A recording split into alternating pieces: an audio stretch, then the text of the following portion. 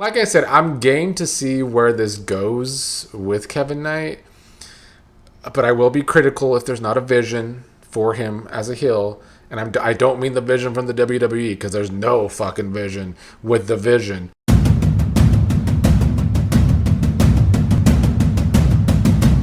What is up, everybody? Here to give some of my thoughts on last night's AEW Dynamite. A little review, since I have time for once to review a Dynamite, though I don't have time to put in my little, fire scales and garbage scales like I try to do when I rate wrestling. And before I get started, I do want to say I don't have a horse in the race. I get slack from AEW fans when I criticize AEW. I get slack from WWE fans when I criticize WWE. Wrestling fans are so sensitive.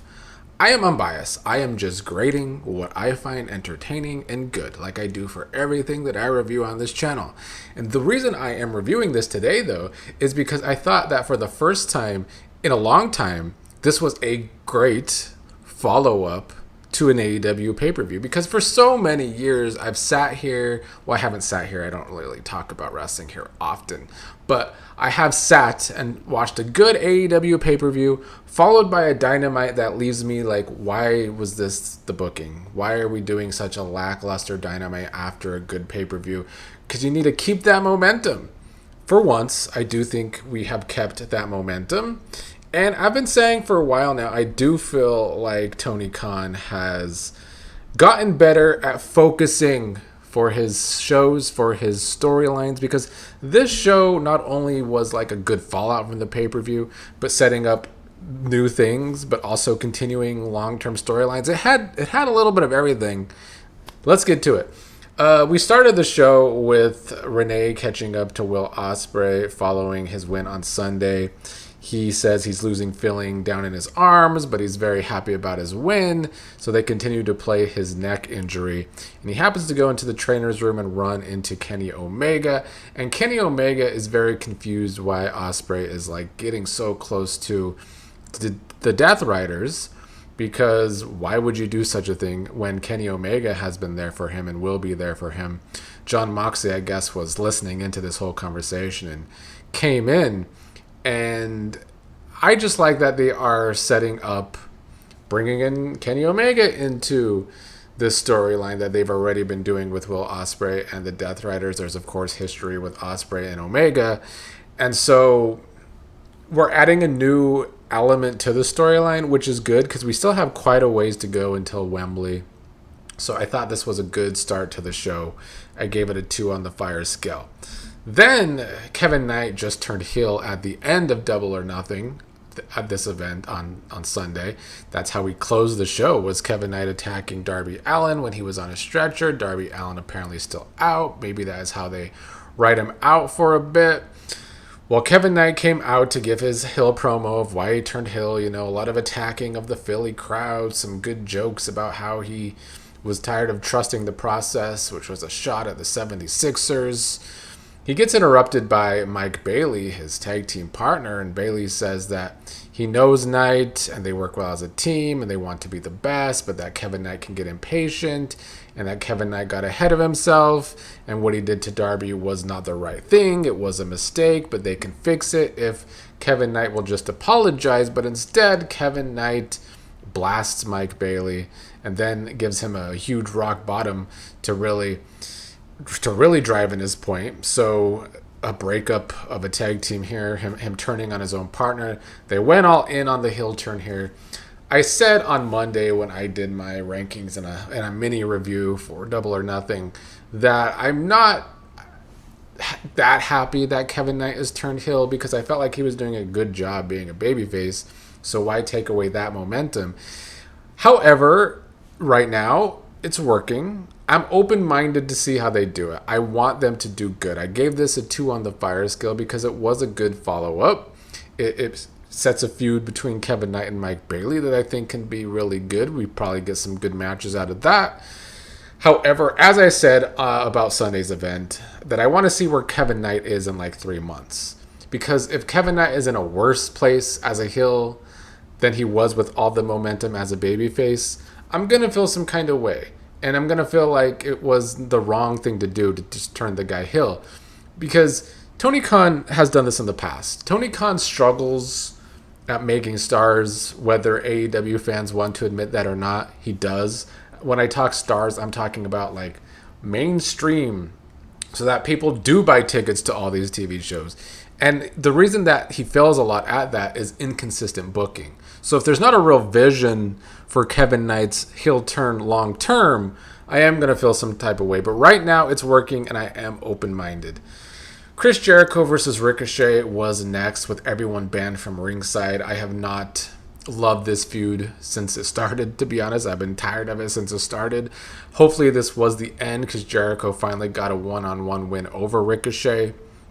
The match was fine, though, and I actually think Jericho at his old age was looking good in this match, and has been looking pretty good since he returned. I gave it a 1 on the fire scale, and I do think that feud is ending because Ciampa then attacked Jericho after the fact, after Jericho got his win. He was really just giving it to Jericho, drilling him in the face with the running knee. He then mocked an old Jericho pose, standing over Jericho. So this is a new feud for both guys. So we're moving on from Jericho and Ricochet, which is all I can ask for, and immediately pivoting into something else. That's what I'm talking about. This was a good follow-up to the pay-per-view, because not only did we get fallout from the pay-per-view, people are moving on to new feuds. Gave this a 1 on the fire scale. The Four Corners match, Orange Cassidy versus Brian Cage versus Lio Rush versus Roosh, it wasn't my favorite thing. For those that don't see my other reviews, because I don't review AEW that often like this in one single video, I give things a 0 if I either don't care about the match. Like, it's not good, it's not bad, it's just kind of there. It's kind of how I felt about this match. And I don't love the feuding between the Don Callis family and the conglomeration. Sometimes in AEW, I feel like they just have these big groups that are constantly feuding, that it gets hard to care about all these big groups constantly feuding. It's kind of how I feel about that. MJF was in the back when he ended up running into Kevin Knight. Kevin Knight told MJF that he didn't attack Darby Allin for MJF. He did it for himself. MJF still thinks that Kevin Knight has a bright future. Kevin Knight ended up running into Kyle Fletcher and Don Callis, with Callis offering Knight a possibility of joining the Don Callis family. Like I said, I'm game to see where this goes with Kevin Knight, but I will be critical if there's not a vision for him as a heel. And I don't mean the vision from the WWE, because there's no fucking vision with the vision. But if Kevin Knight joins the Don Callis family, that's going to be a thumbs down for me, because he'll just be just another person in that group. Most people, besides Kyle Fletcher, Okada, and used to be Takeshita, everyone else in that group doesn't really matter. MJF then came out to give his speech about winning and having the title back. He came out on a throne. He talked about kicking Mick Foley in the dick. I do wonder if we're ever going to get follow-up on that, because it felt like a really big moment on the pre-show, because, you know, you got a real legend there with MJF. MJF talked about how Darby's out. He's hanging his head in shame thanks to MJF beating him. He wants people to basically bow down to him, but out comes Mark Briscoe, who's not going to do that. Briscoe is calling MJF soft in this promo, because he knows MJF doesn't just like to put titles on the line, but Mark Briscoe tried anyway. Of course, MJF said no, that Mark Briscoe has to earn it, but also it's bad for business. Why should someone like Mark Briscoe even sniff the title? Which I think is a good way for MJF to say no to Mark Briscoe. He then also gets interrupted by Roosh, who just won his match earlier tonight, who wants a title shot too. MJF a little more good to Roosh, saying that Roosh can be good for business because he has a look. I don't give a shit about Roosh, if I'm being honest, but they set up a match for MJF and Roosh next week. I think maybe the Mark Briscoe stuff with MJF will be the more long-term thing, which is good. The segment was too long, though. I felt like it ran out of steam when Mark Briscoe was still out there. And then we had Roosh come out, too. So I only gave this a 1 on the fire scale. I get that people all want a title shot. They all want MJF now. I don't know if either of these feuds excite me for MJF, though, but I'm definitely more open-minded to the Mark Briscoe feud.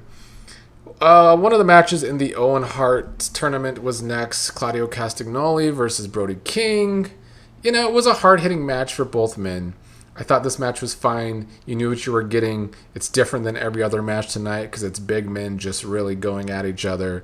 I only gave it a 1 on the fire scale, but I'm a tough critic when it comes to rating matches. Like, it has to be really good without too many kickouts for me to give it a really high rating. The tag team champions were out next, Copeland and Christian Cage. They were going to do something that they haven't done in a long time, posing for flash photography.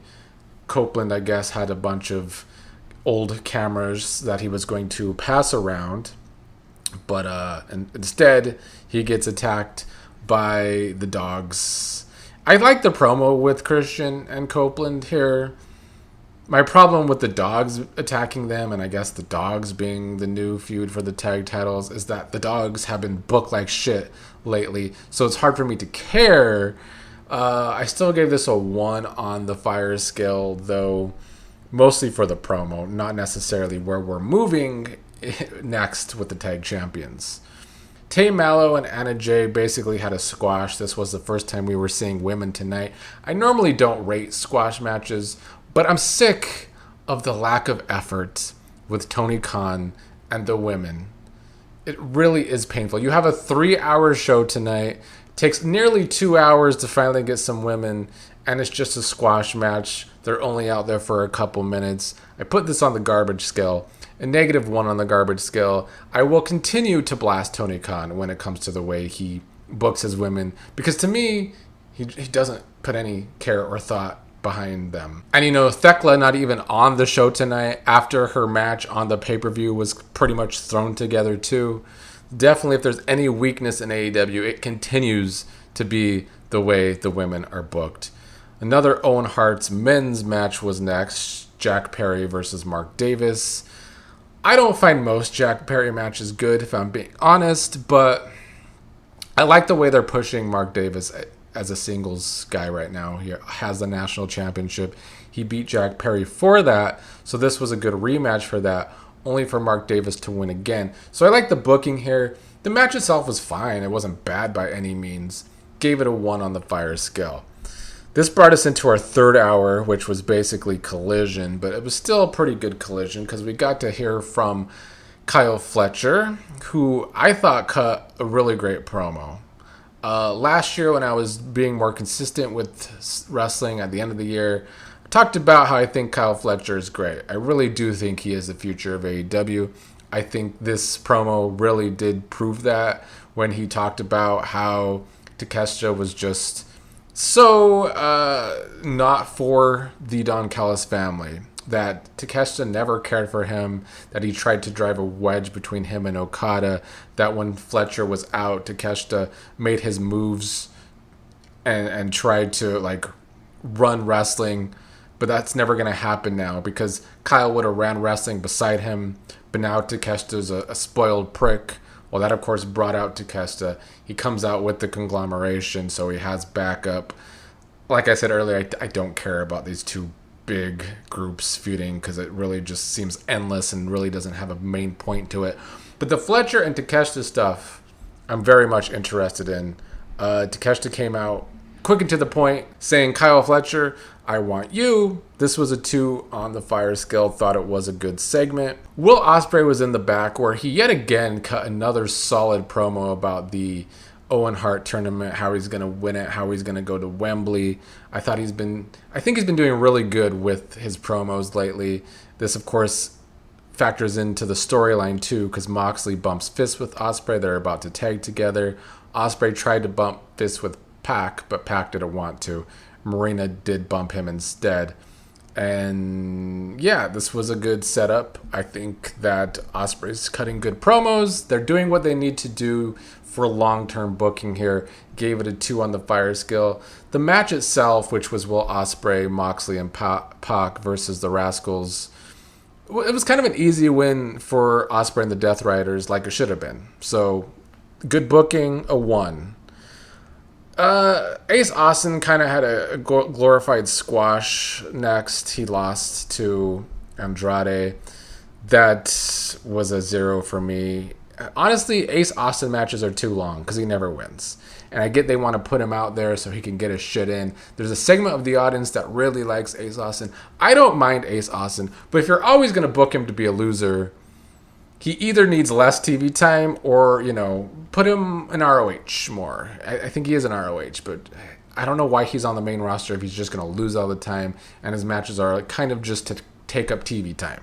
That's how I feel about it. Maybe a little harsh. People aren't going to like that. It is what it is. Our main event was a lights out Philly street fight. Statlander versus Shida. The match was good. It was what it was. They're going to go all out in these kind of matches for AEW. Even if it's a women's match, it's going to get spicy. They're going to have their weapons. However, as I said earlier, I do think the weakness is that AEW does not even try to make you care about their women wrestlers. And I am sick of that. I would always almost say that this might be the worst ever it's been for the women's division. And it's always been pretty bad with Tony Khan's booking when there's not real effort for the women to make you care about them. So that is how I feel about that. The match itself was fine, though. Overall, I thought Dynamite was really good this week. Great follow-up to the pay-per-view. Definitely the best wrestling show so far this week. I do my rankings every Monday on the Pro Wrestling Diagnosis. There's still 2 shows that are usually high on my list, though, and that is Lucha Libre AAA. And although they might have an event this week, I don't even know if that should really count as a TV show. But also JCW Lunacy is always an entertaining watch. But AEW Dynamite / Collision this week, good shit.